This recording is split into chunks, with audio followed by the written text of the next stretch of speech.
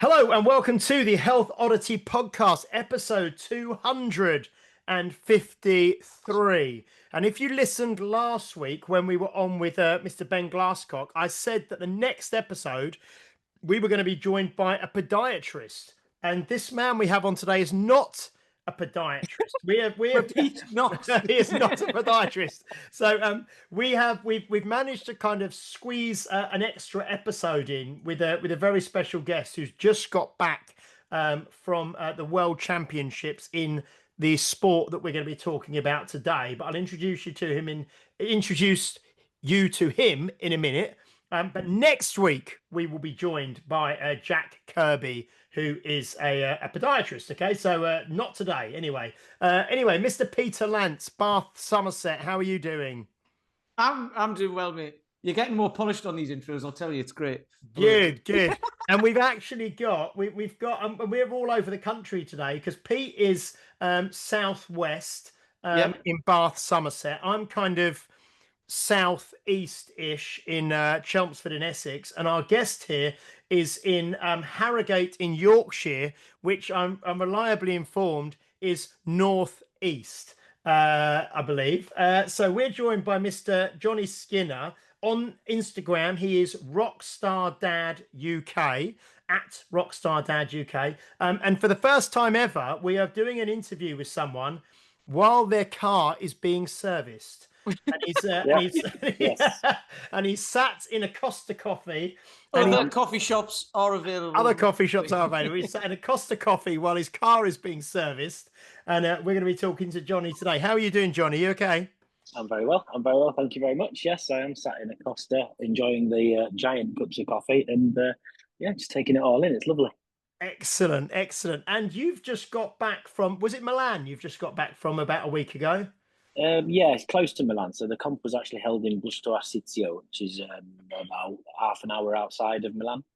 Excellent. And we're going to we will be talking in a bit about kind of GS, kettlebell sport, and lots of iterations of that, because you are upgraded very recently from a 10 times world champion to an 11 times world champion out in recently out near Milan. But probably you didn't start life doing kettlebell sport because it's a fairly recent kind of, I know you are part of the England team, you know, you've won lots of international medals and competitions, but I suppose to begin with, do you want to tell us a little bit about maybe yourself, your background, your previous, maybe any kind of sporting or athletic endeavors, or how you kind of got into training and how you kind of found your way into being, you know, one of the top people in the world at this kind of kettlebell sport? Well, I started as any other young lad will probably testify. You start off playing football when you're young, whether you're good or bad. And I did that for many years. And as most young lads will testify, once they discover women and booze, all of that seems to go out the window. Yep. Oh, we've lost him. Oh, he must have tapped something, I think. Oh, that was good. We were going then. it's all right. We can clip it together. That's more work for me to do. Oh dear. Oh, that was good. We were off and running there. Here he comes. I'll just say Costa have obviously Costa need to upgrade their internet. I'm not sure what happened there. No, you were going there and then you were on a roll and it just cut off. So I don't know if you clipped your phone or something happened. I don't know. No. Okay. Okay. So what we'll do, Pete will be able to splice this together. If you start again from, you only were going for about 20 seconds, but start from, where you said like most young lads, you started off playing football, just kind of do that bit again. Yeah, that'd be great. So like most young lads, I started playing football when I was younger. And then again, like most other young lads, you discover booze and girls and you kind of get taken away from that. And then the obvious gym thing comes in. So you start training at the gym. And there was a long period of time when I would train at the gym and I would think I was really fit and strong. And my mother, who was into kettlebells, she got them before me. And she was always telling me, "Oh, you'd love this sport. Come and try it. Come and try it." So I thought, well, every time I was going, "It looks boring, Mum. I'm not doing it. I don't want to do it. I'm not. It's boring. It's boring." And so I went to this. I went to this gym, which was Big Cat at the time, the Chris Giles gym, and I went in, and I was at the gym. I was quite strong. I could curl like 28 kilos, and I was like, "Yeah, 28 kilos." So I picked up two 24s and thought, right, I'll do some jerks with the 24s, and was royally humbled. So I went down, and I just went down in increments of 2 kilos until I reached 12 kilos, two 12s, when I could actually complete 3 minutes without dying. And at this point, I thought, I'm not having this. I can't. You know, my mum was doing double 12s at the same time. So this is unusual because your mum, because most people's mums, I don't know, mine used to do like water aerobics and stuff like aerobatics is my dad. You know. So, but your mum was doing kettlebell sport, and then she sort of got you involved. So, how old would you have been when you first went to this gym and you know started working with the double 12s? It was about 2018, so about 7 years ago. Okay. Yeah, and that would make me 35. Okay. Oh wow. So your mum was doing kettlebell sport, and you went along as a 35-year-old to try it for the first. This is really good. Yeah, excellent. Okay. Yeah, so okay. I went in because I went in as a 35-year-old, and previous to that, I'm a musician as well. So I did a lot of recording and gigs and things like that. So I wasn't particularly healthy. I enjoyed a drink. I smoked a little bit. I did lots and lots of drugs, and I did all sorts of crazy stuff. So I didn't look after myself at all. But this, for some reason, I picked up these bells, and it humbled me, and it awoke something in me. And I was like, I can't let this beat me. I can't let my mum lift more than me.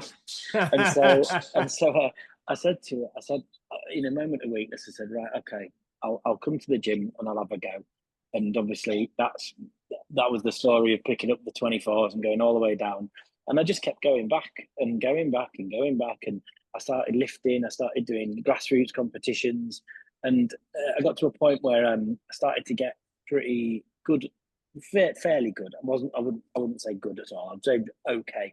And I got the bug, and I think I tried to try out for the England team, and it was just after Christmas. I think January qualifiers, and Christmas was a normal Christmas for me, which was lots of drinking, lots of doing all sorts of stuff. And I came in and I failed. I failed the mark to get to the England team, so I was gutted. And that really kicked me into gear then. And I got into the England team, and I said, right, I said to my mum, I'll do this sport and I'll win 1 gold medal, international. I'll win a gold medal, and then I'm going to stop. And 11 golds later, I've upgraded my criteria. And I'm going to go for 15 and then have a reevaluate. But yeah, it's. And was your mum competing at a kind of a good level herself when she got you involved? Was that? So my mum is I think she's a 2-time world champion in the veterans. So she's an incredible woman. She's very strong, very determined. Must be where I get it from. But yeah, she's still lifting. She's approaching 70, 68, I think she is.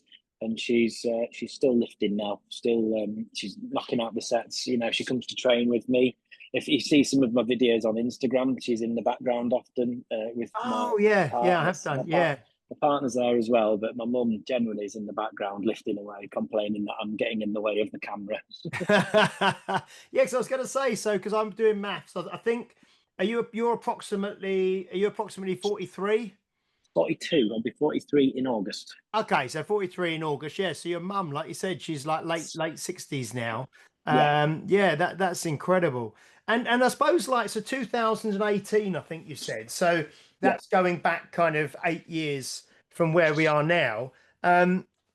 What was kettlebell sport? What was the setup like back then? I mean, was it as popular as it is now? Was there as many? Because I know there's so many options now for competing in lots of different events we've spoke about before. Things like the pentathlon, you've got the World Games, you've got all these things. But originally, kettlebell sport was really just the long cycle and the snatch, and then the clean and jerk, wasn't it? Is that what it originally was? So what was the setup like 8 years ago?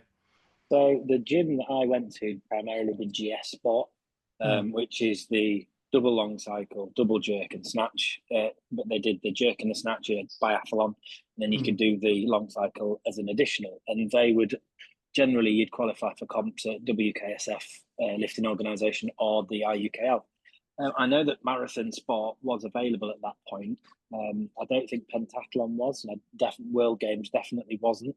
So it was the bracket was small, and the members I think the EK had was fairly small as well.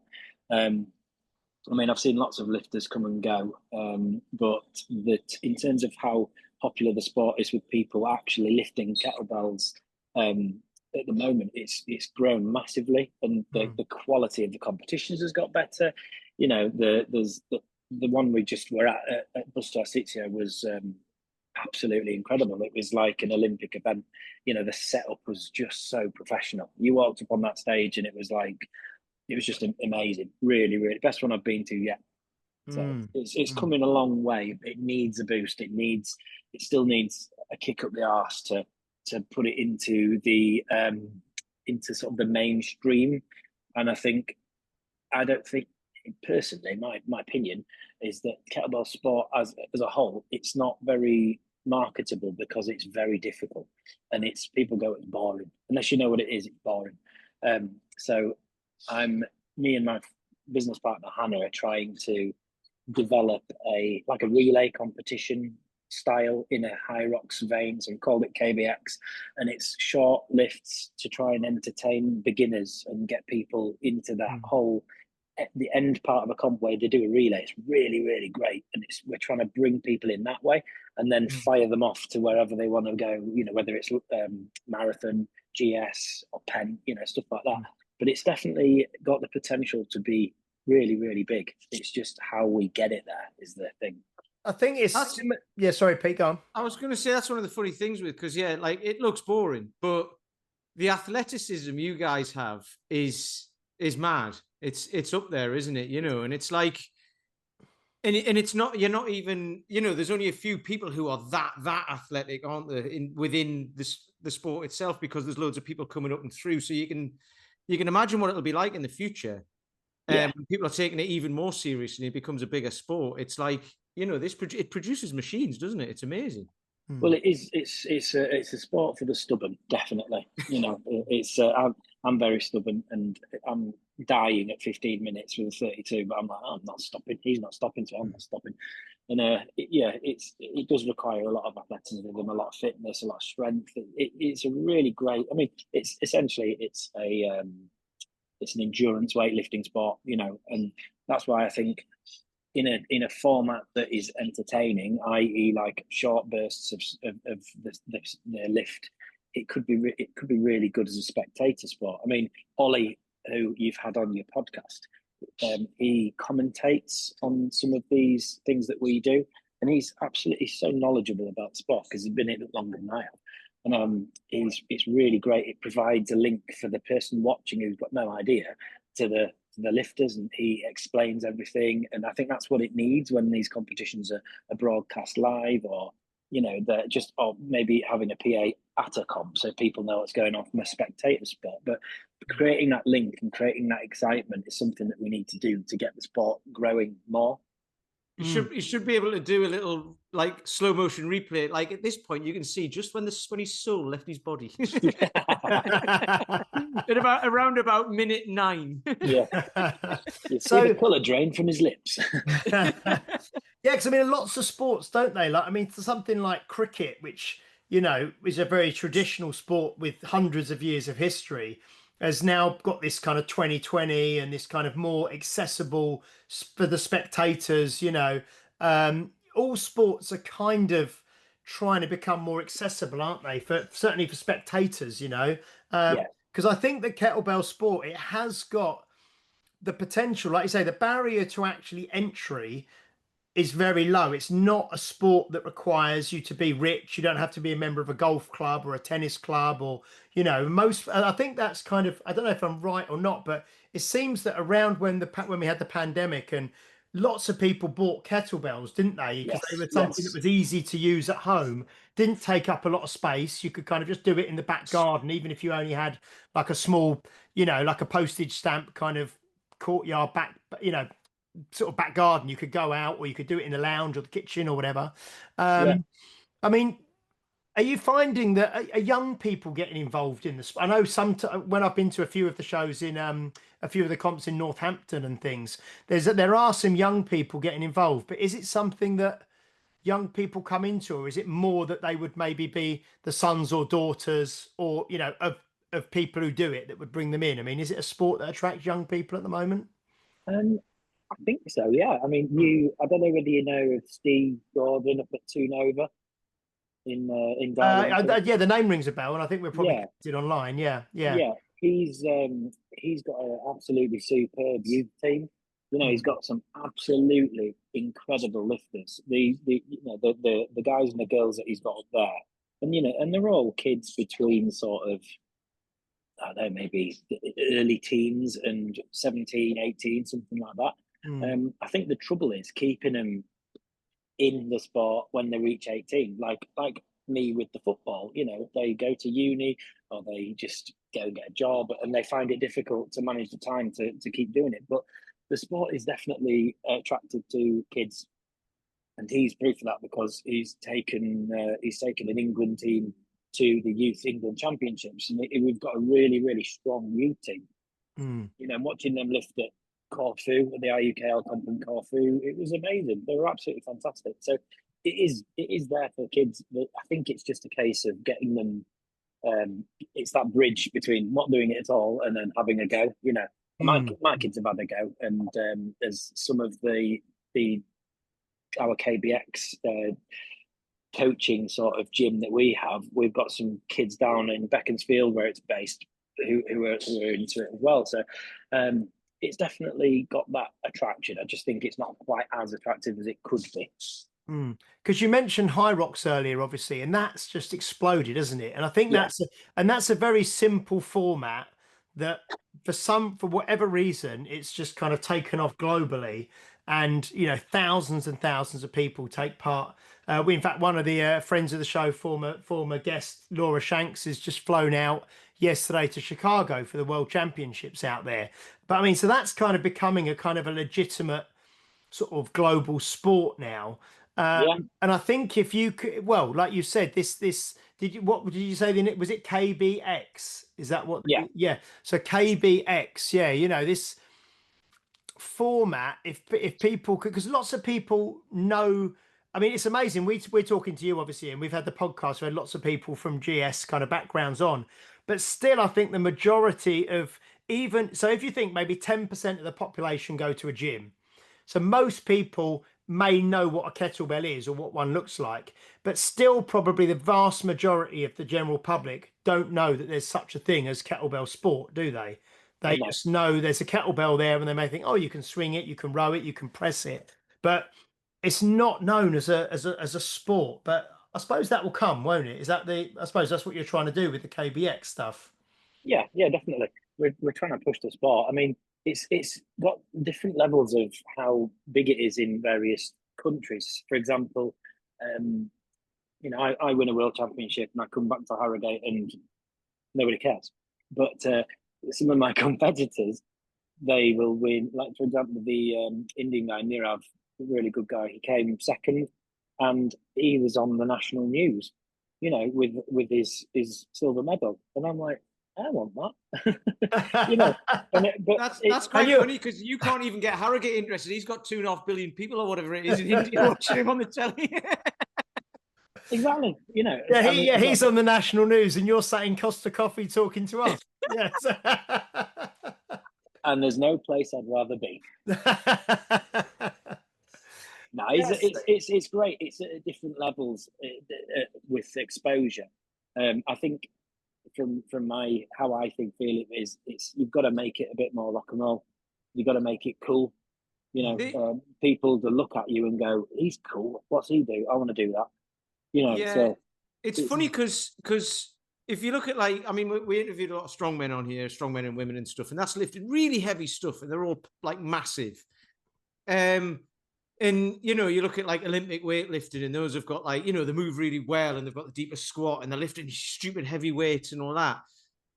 But with kettlebell sport, everyone looks normal and it doesn't look that heavy compared to all of that. But that doesn't mean it's not like super hard as well, because it's obviously for reps and a lot of reps as well. Yeah. So I think from my perspective, it's getting to people to understand how athletic you guys actually are and how hard it actually is, even though it, you know, because like a lot of people, you'll show them a 40-kilo bell and they won't be able to pick it up, let alone do cleans with it for however long. But they'll still look at an Olympic weightlifter and go, well, they're lifting hundreds of kilos, so it's not that heavy.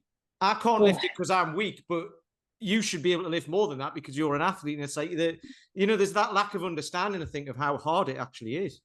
It is. I mean, if you think about in half an hour, you know, I'm lifting on a 32 in total weight. My total weight moved is thousands of kilograms.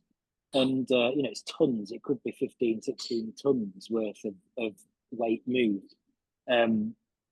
Even with the 40-kilo set, you know, I did 175 reps in 10 minutes. And it's like, that's a hell of a lot of weight to move. Yeah. It's getting people to, this is why I love going to these fitness expos, and you have the bells there and you get, we had a strongman. We went to the true athlete one in London. And a guy who came up says, oh, I do a bit of strongman stuff. And he was a big bloke. And I said, oh, it's 40 kilos. And he was like, oh, can I try and put it above my head? Yeah, go for it. And he eventually got it above his head, but he was wobbling all over the place and all this. And then I picked it up and just did a few reps with it. And he was just like, I do that all the time because I'm only little and I'm old as well. But I train guys in the park and we'll have a 24. And you'll get people coming past, go like, well, what do you do with that? And I'm like, well, pick it up and put it above your head. And they can't.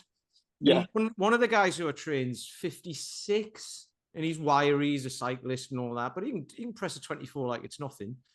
His son, like we're in Bath, so his son was waiting in the park for the bus to take him to Glastonbury last year. And he came over because we were training. And and his son was like, what does that weigh? And his son's 18.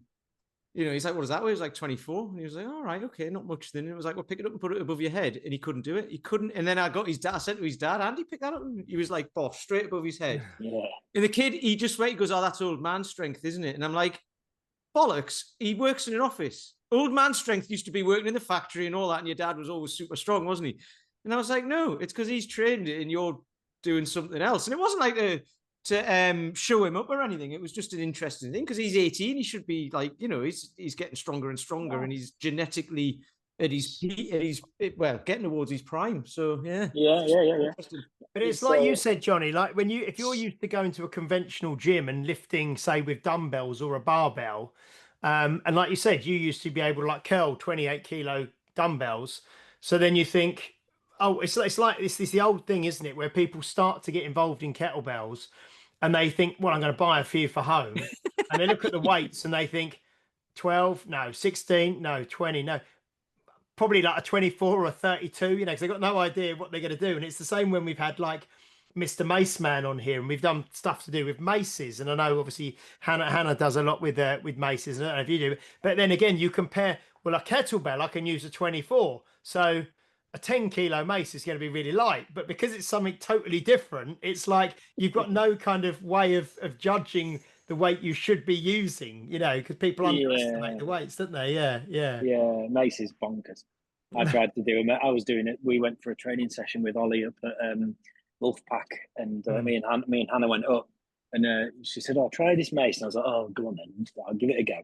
And I had an 8-kilo mace, and I was hitting myself with it. It was dangerous. Yeah. I was like this. So it was, it's really difficult. I kind of, when I see the guys, we did a little competition at Hannah's gym when we had some guys doing maces, and he was doing 60. One guy was doing 60 or 20 kilos or something. I'm like, well, you know, with respect, I can't do that. Yeah. No, it's so interesting. So in terms of the competitions that you do now, I mean, we've mentioned a few things. We obviously, so you've got things like half marathon, which is 30 minutes non-stop lifting, marathon, which is 60 minutes non-stop lifting. I know there is, like Ollie talked about, like an ultra marathon, which is like 2 hours or something non-stop lifting. But then, Yeah, we did that. We did that in January. have you done the 2 hours? Have you? Yeah. Oh, what did you? So what did you do for 2 hours then? Jerk was on the 24 for 2 hours. Did you? Yeah. Just one. I say just, but one bell. Yeah, just one. Just one. No. The reason why I'm asking is because we've had David Keown on, obviously friend of the show, who's into his stones now. But I see legend. little bit into his stones now, isn't he? Just a little. But he holds the world record, doesn't he, for double? It's double clean and jerk, isn't it, with 216? He used to until a few weeks ago when a chap who's Steve, my coaches, he broke it. All right. But it, only by a few reps. But David had that record for absolutely ages. Well, yeah, and the interesting that's why I'm asking, because it's like, because you guys are now starting to do this a bit more regularly, obviously with one bell and stuff like that. But now, I think basically because you'd speak to David and he's like, no one's broken it because nobody can be bothered. Because why would you? Why would you want it? However, now it seems to be becoming part of the thing, right? So yeah. I think the endurance side of it is, it's almost like what have you done? So, well, I've done 1,925 reps in 2 hours, and people are like, wow. And then some people, because of the makeup of people in the fitness industry, it's like, I want to do that. There's a lot of sadistic buggers in this industry, and they're all like, I want to hurt myself. I mean, I can't talk. I'm doing a 24 hours in September, so with the IKMF rules, you can lift the bell and put the bell down, but as long as you keep going, have a little break. So I'm doing effectively 45 minutes on, 15 minutes off for 24 hours. So, wow. And what are you doing there? What lift is that going to be? Like a clean and jerk, or? No, same. My jerk. I do jerk, and I'm pretty one-dimensional. So that'll just be just jerk and change hands as often as you want, but you got to go for 45 minutes, put it down for 15, and then go again, then just for 24 hours. Wow. Yeah. And what weight are you going to try and do that with? 24. I'm going to do that tomorrow.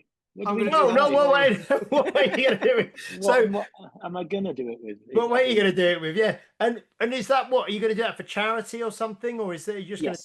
Yeah. It's a world record attempt where we've contacted Guinness about it. So Hannah and I Hannah's came up with this idea of 24 hours, find your fit. And we've got gyms from all across Europe. I think even the world actually, all logging on at the same time and going for 24 hours doing fitness classes. We've got a couple of the guys from the England team doing skier for 24 hours. We've got rowers for 24 hours, golfers, boxers, all sorts of stuff for 24 hours. So I've got a few people joining me in the gym doing 24 hours. So yeah. Is Hannah doing it as well? Hannah, no, she's running the event, but she'll be doing... So it was her idea. She's like, why don't you do 20 more hours of kettlebell lifting? Oh, that's lovely.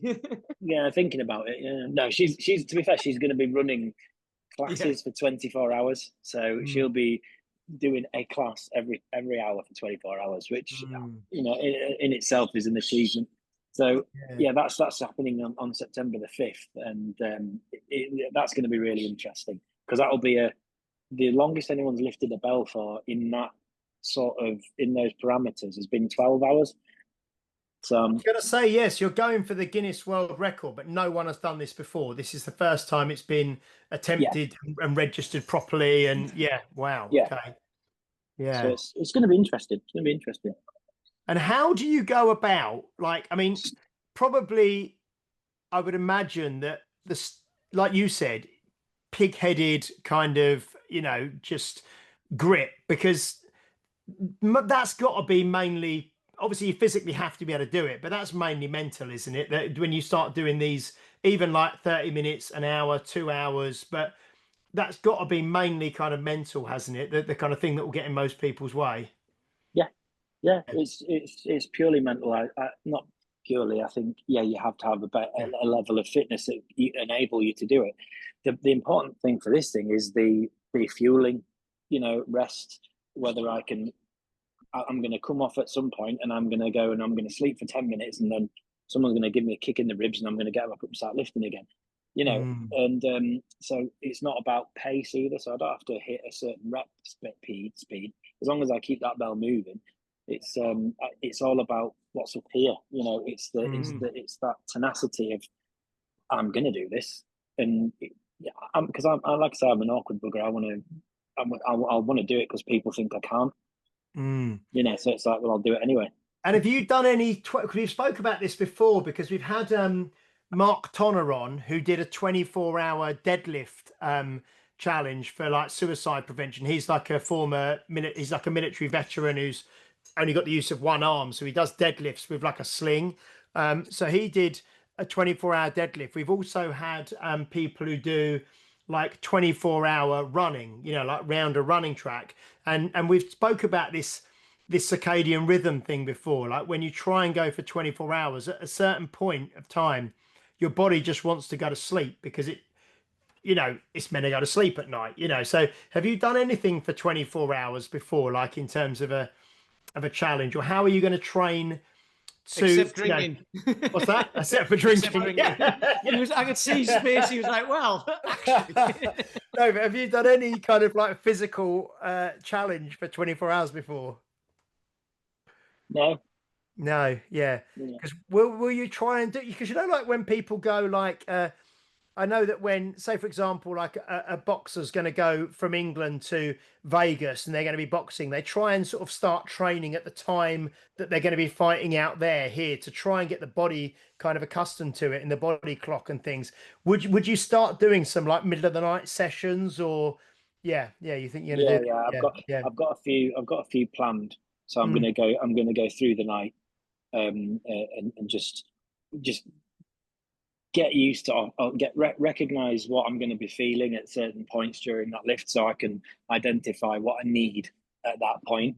I know it's going to be hard. I do genuinely believe I'll be able to do it. I just think I'm gonna have to prepare. I am preparing myself now. I'm preparing myself in terms of being able to do 45 minutes relatively easily. And have that recovery time of 15 minutes and really nail down my fueling and my hydration and things like that, because they're all super important when it comes to this type of thing. That's incredible, isn't it? Yeah, that is. And you're going to have other people doing it with you at the venue that you're going to do it. There'll be other people going for this same thing, will there? Yeah, that's right. There's a guy called Nicholas Stick and another guy called Richard Freeman. There may be other people. I think there's people. Oh, that's it. There's people coming from Italy. So Italian lifters from Italy, and they're coming across to lift with us. So I know Nicholas actually. I bought some meals off him. Some Persian meals which were made by the guy Peter at Body Mind Fit, who. But sadly passed away last week or the week before, actually. He's a big thing in the community, but he was like everyone all over the world has got Body Mind Fit stuff. But yeah, he sadly passed away. But I bought some meals off Nick during lockdown, I think it was actually. Because he bought them, they cost a fortune as well, and he bought them and he was like, I never used them. He goes like he had a lockdown, bit of lockdown mentalness and just went crazy buying meals. So I took him off his hands. Yeah, he's a good lad, isn't he? He's one of the vegan athletes, vegan team athletes, and he promotes that a lot with Jennifer Hintenberger, and I think there's a few of them actually that are on that team. But yeah, more power to them, definitely. Yeah. So that's we've kind of touched on the mega endurance stuff there. You know, the 1 hour, the 2 hour, the 24 hour that you've got coming up.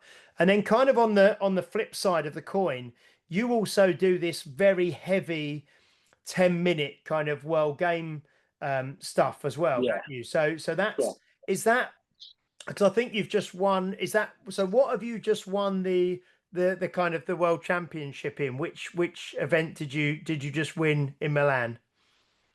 So I got a gold in the military snatch.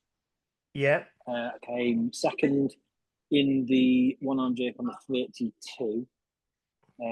That was I get basically in the WKSF, they merge the weight categories.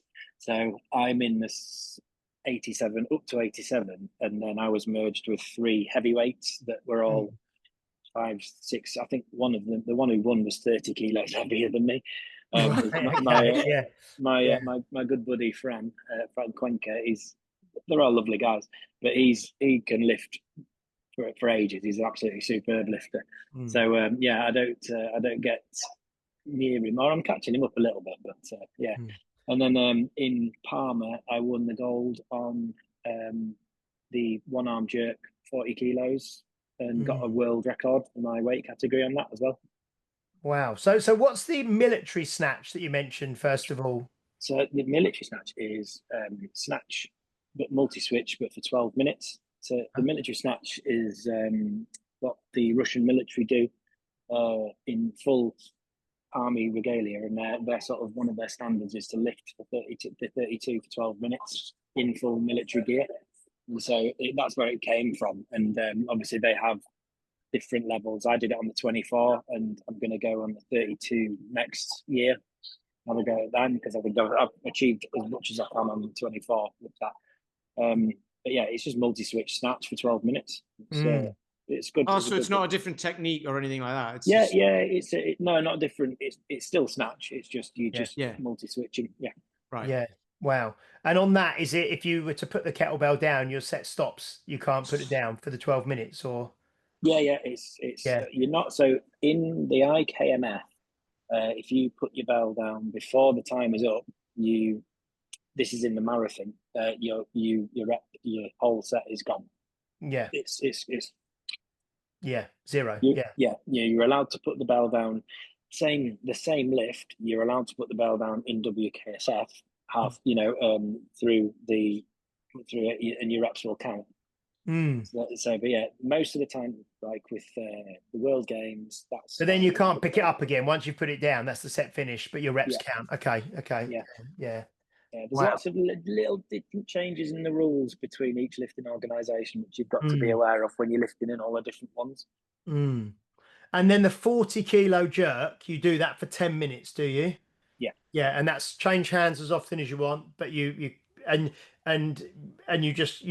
if you put that down, does it count or not? Yeah, it counts. Yeah, that counts. Okay, but do you tend to do the full 10 minutes without putting it down, or? Oh yeah. Yeah. Okay. Cool. I want as many reps as I can get. I mean, I beat my own world record by 3 reps this year, so I'm quite happy with that. But I'm chasing 200. I really want to get 200 in the 10 before I stop. So that's almost a half body weight kettlebell, isn't it? Because if you're competing at around 87 kilos or top end 87, and you're doing a 40 kilo bell, that's near to a half body weight kettlebell. But usually IKMF is the IKMF weight categories are 85, so I've got to be at 85 and under, and I usually weigh about 82 when I'm at an IKMF comp, so it is pretty much half my body weight. Yeah.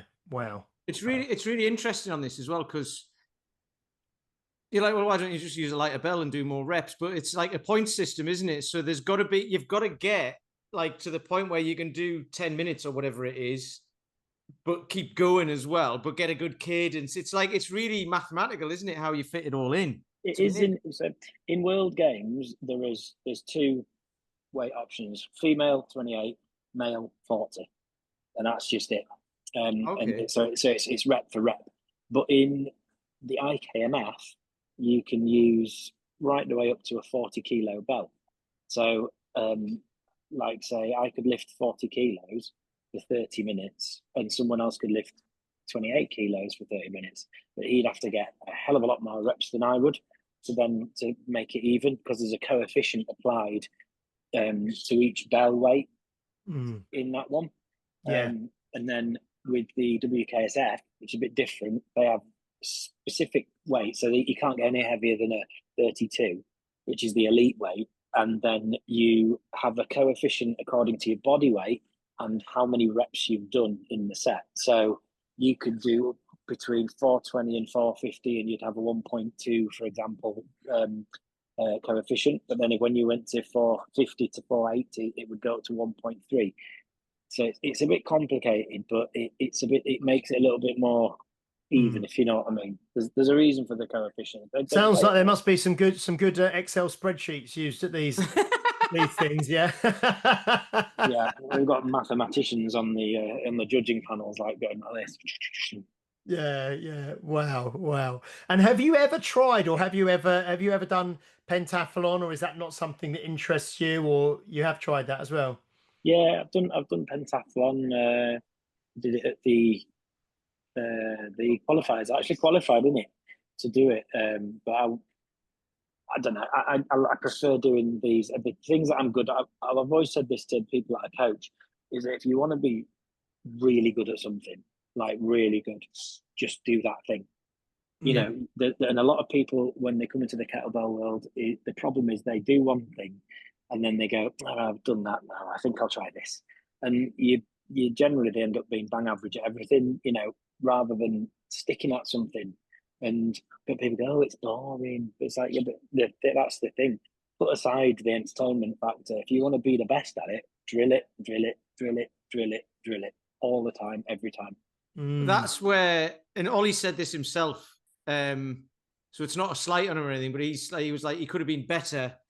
I mean, he's already really good, obviously, but he used to do like 3 or 4 different events in the same competition and everything, didn't he? And people were saying but he's that mentality, isn't he? He just wants to keep going and going and going. But like, it's like, how much more could he have done if he'd have just concentrated on that one thing? Well, I mean, that's it. I mean, I think that Ollie is an all-round lifter, is absolutely superb. You know, he's really great at loads and loads of things, but he has put the work in for it. It's the new lifters that come in who go, "Oh, I've tried pentathlon, I don't like that. I'll try half marathon. Oh, I've tried that. I don't like that anymore." And you just don't end up working out the kinks and becoming that next level.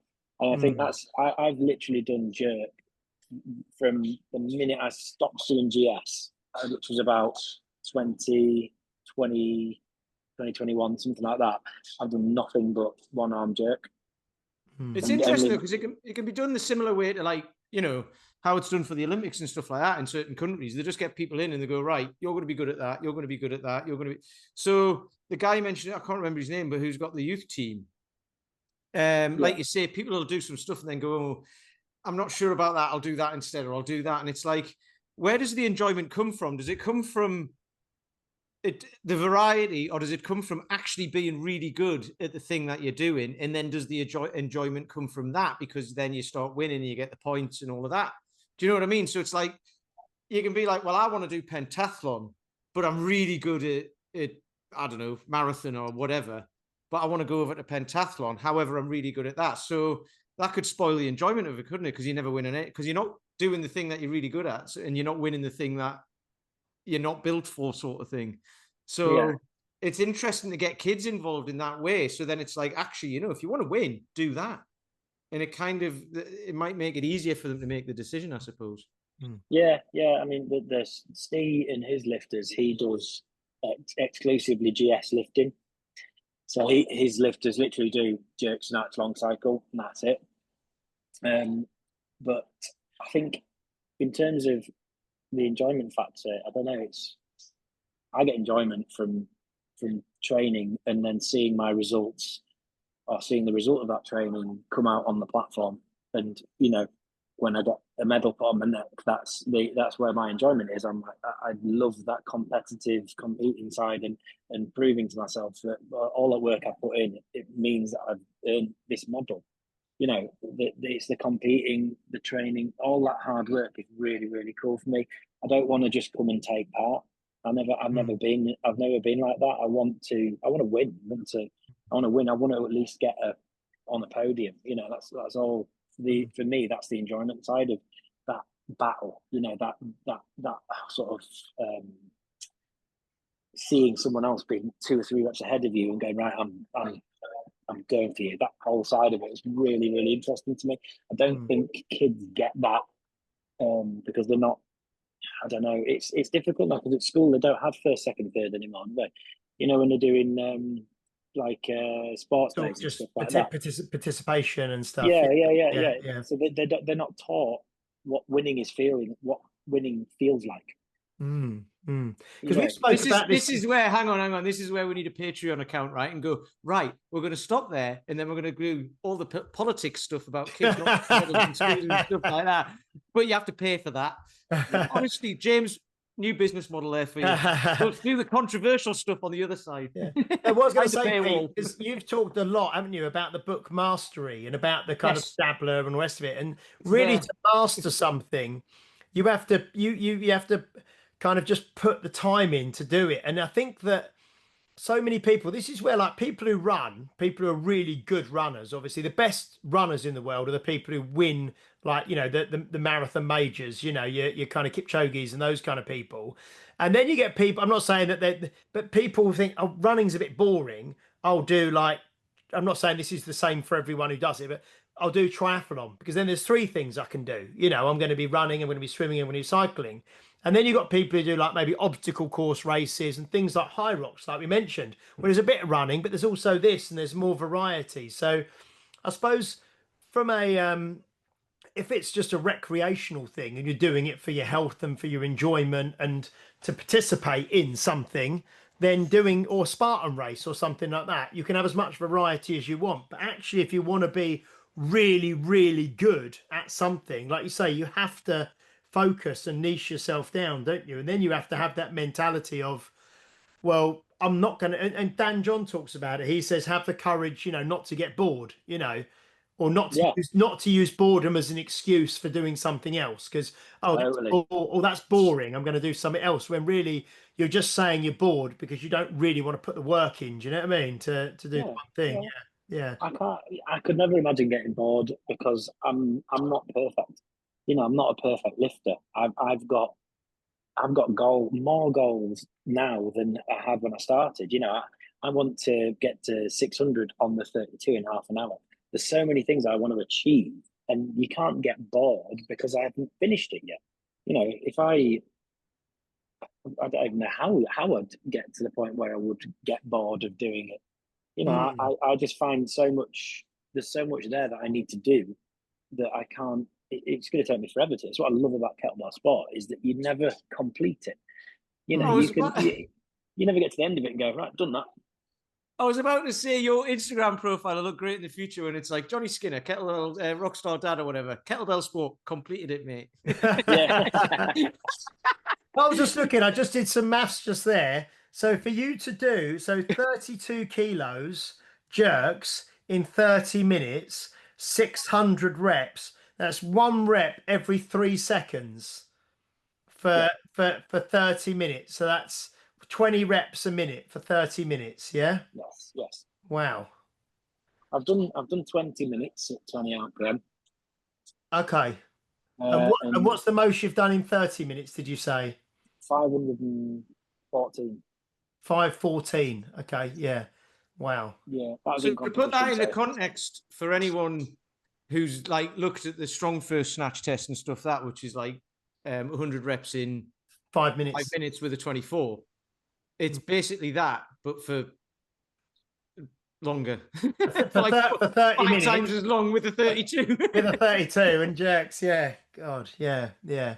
It's very hard. I mean, there's lots of different factors that limit you. You know, whether it's your cardiovascular system, whether it's the buildup of lactic acid in your muscles when you're doing it.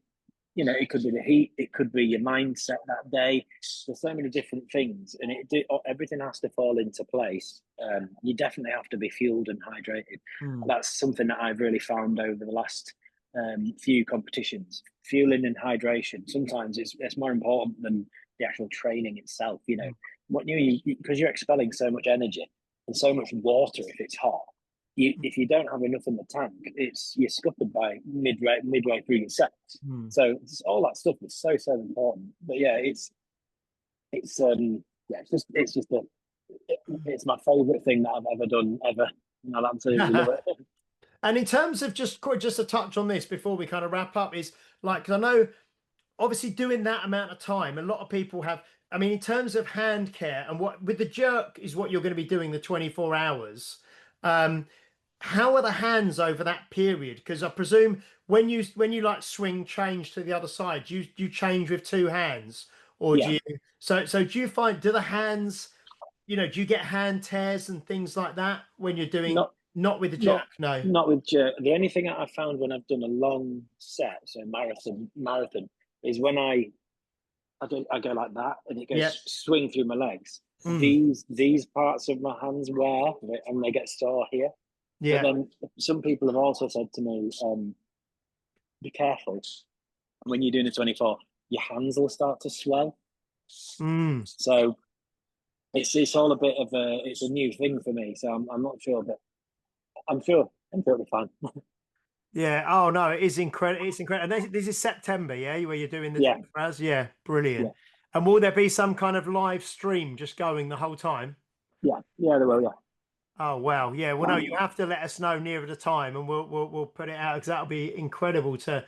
Not that many people will probably sit and watch for 24 hours, but if you could just dip in and dip out and say, "Yep, he's still going. Yep, he's still going." Yeah. You could go to bed and then wake up in the morning and just check, and I'll still be there lifting. Still be going. Good. What I love about when people do stuff like that, it's like in films when they've got something going on somewhere else throughout the film. So 12 Monkeys, for example, Bruce Willis, and there's the kid stuck down the well. It's like the little side story of the kid stuck down the well, and he's like, "Oh, I remember that," and that goes on throughout the film. And there's like that's like a side. It's kind of like that. This will be going on in everyone's life. They'll switch it on and go, "Yeah, he's still there." And then they'll go off and do something, and go down the gym, go and watch a film, go and watch the 10 Commandments or something. Come back, switch. Yep, he's still going. I am the kid in the well. Oh, this is going to be fantastic. Yeah, I had no idea you were doing this, so this is great to hear about it. So what is next for you then? Obviously you've got this in September. Is that where most of your focus is going to be going between now and September? Is this 24-hour Guinness World Record attempt? Yeah, I've got a bit of my attention on that. I've got a qualifier for the competition in Hungary at the end of the year in August. I've got, what else? I've got the Hungary competition to think about, but yeah, mostly it's all to do with the September 24 hours. Excellent. We get to Hungary and only have to do an hour. It'll be easy, won't it? So what will Hungary? Will that be 32 kilos for the hour? Yeah. Wow. But once you've done 20, like I say, when you've done 24 hours, you'll just be like, well, that's just like getting going. That's the warm up, really. Yeah, no time at all. Wow. You said in some competitions you have to do the full time. So if it's half an hour and you put the bell down halfway through, there's no count. What would happen if it was an hour and you started half an hour in? Because that would be really showboating, wouldn't it? I'll get the most reps, but I'll just do it in half an hour. Like, well, actually, you just sit there. You just sit there like with a coffee or something while everyone's lifting for half an hour. Just go, all right, so I'll get started in a minute. I'd have to look into that, but interestingly enough, my qualification number for the Hungary competition in the hour is a number that I can get in training in half an hour. So it's 430 or something, and I can do that standing on my head. Do you reckon it'll be frowned upon if you did that though? Probably. Well, it's a very good example if I'm sort of sat on a chair having a fag, like like Superman 3. Sportsmanship. Yeah, bad sportsmanship kind of thing. Superman. Yeah, we'll go films against Superman 3, isn't it? When he's the bad Superman and he's like, there's a disaster. Don't worry, I always make it in time, and then he doesn't. Dear me. So if people want to follow you, Jonny, you are, like we said, you're on Instagram at RockstarDadUK. Are you on YouTube at all? Do you do stuff on there, or where is that the best place for people to go, to the Instagram one? Instagram's the best place. We're going to do a KBX YouTube and all that bits and pieces, but we're in the processes of setting it all up. Okay, and that's you and Hannah, is it? Doing that? That's right. Yeah. So Hannah's friend of the show. We've had Hannah on the podcast before. Yep. So that's top lady. Yeah, top lady. Yeah, brilliant. Oh, so you can find him on Instagram, YouTube, or in the nearest Costa Coffee in Harrogate. Just wander in, you'll be there. Hiya. That's great. And well, hopefully that's made the time pass a bit while you're waiting for your car to be serviced. I don't know. Yes, yeah. I'll do about half an hour to go. Brilliant, brilliant. No, thank you so much for joining us. And like you say, literally, I think I only messaged you yesterday actually, and I just sort of said, "Oh, any chance of coming on tomorrow?" And we kind of managed to get it sorted out really, really well. So that's brilliant. Yeah, so make sure you do give Jonny a follow. Like I say, at Rockstar Dad UK on Instagram, and then like I say, nearer September, once that when the 24-hour challenge is coming up, we will sort of share how to live stream and how to watch that. That's absolutely brilliant. So next week we will be back, and we will have the podiatrist with us next week, Jack Kirby, and that'll be episode 254. Thank you for watching, listening. Please do like, share, subscribe, leave a review if you're watching or listening on a platform that allows you to do so, especially if you're on Apple Podcasts. We want to get reviews on there. Thank you so much, Jonny. No problem. No problem. Thanks for having me on. Really enjoyed it. Brilliant. Thank you, Mr. Peterland. You're welcome. Good. And we will be back next week for episode 254. Until then, bye-bye.